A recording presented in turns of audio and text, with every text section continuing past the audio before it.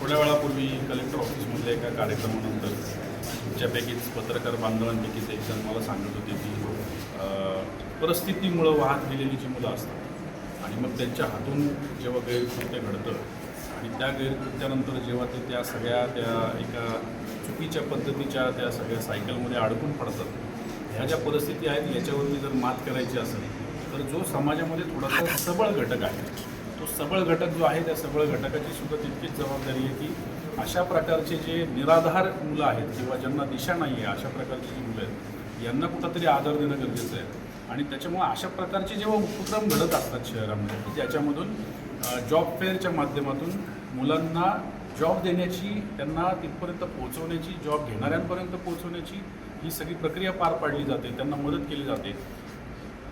ज्यांना ज्यांना नोकरी मिळणार आहे त्यांचं तर चांगलं होणारच आहे, परंतु मी तुम्हाला खात्रीशीररित्या सांगू शकतो की ज्यांना नाही मिळणार त्यांनासुद्धा एका गोष्टीचं निश्चित समाधान वाटणार आहे की हा जो समाज ज्याचा मी घटक आहे तो कुठंतरी माझ्या पाठीवर हात ठेवून उभा आहे. आणि ती जी भावना असते ती फार महत्त्वाची असते. आपण पाश्चात्य देशामध्ये राहत नाही आहे की ज्याचं तो बघेल त्याचं तो बघेल आणि मग त्या भावनेतून इतर गुन्हेगारी कृत्य घडतात. ही जी भावना आहे की माझ्या पाठीशी कुणीतरी उभे आहे, माझ्यासाठी कुणीतरी प्रयत्न करते, ही फार महत्त्वाची आहे. आणि मला असं वाटतं अशा प्रकारचे अनेक जॉब फेअर्स आपल्याकडे झाले आणि सातारच्या या सगळ्या तरुण मुलांचं त्याच्यातून जर चांगलं भवितव्य घडलं तर आपण सगळे जे काम करतोय ना त्याच्यामध्ये आपण कृतकृत्य होतो. दादा, आज मोठा भव्य असा रोजगार मेळावा भरवण्यात आला. काय सांगाल, किती लोक आता म्हणजे विद्यार्थी आले होते, किती जणांना आता रोजगार मिळाला, काय सांगाल? रक्षक प्रतिष्ठानतर्फे हा भव्य रोजगार मेळावा आपण नियोजन केलेला आहे आणि साधारण 2,500 लोकांनी ऑनलाईन फॉर्म भरलेत आणि फिजिकली 1,000 लोक, साधारण दिवसभरात 3,500 लोक येतील आणि 70हून जास्त कंपन्या आलेल्या आहेत. तर तुम्ही पाहतच आहात, एकदम उत्स्फूर्त प्रतिसाद आहे यासाठी. दादा, एकंदरीत जर बघितलं तर उद्योगाचे समूहाच्या वतीनं त्याचबरोबर रक्षक प्रतिष्ठानच्या वतीनं हा रोजगार मेळावा आयोजित करण्यात मोठा प्रतिसाद या ठिकाणी मिळतोय. लोक सुशिक्षित बेरोजगार मोठ्या प्रमाणावर साताऱ्यात आहेत, त्यासाठी नेमकं कोणती योजना करणार आहे का तुम्ही? वेगळी काय उपाययोजना राबवताय?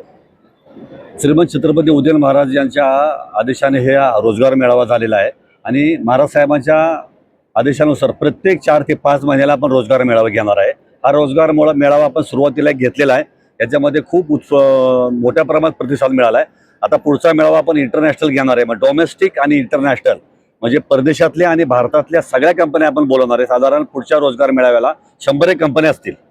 हे जे आता युवक युवती आलेले आहेत सातारा जिल्ह्यातील आहेत का बाहेरचे? सगळे सातारा जिल्ह्यातील युवक युवती आहेत, सगळे बाहेरचे कोणी नाही, सगळे सातारा जिल्ह्यातले आहेत.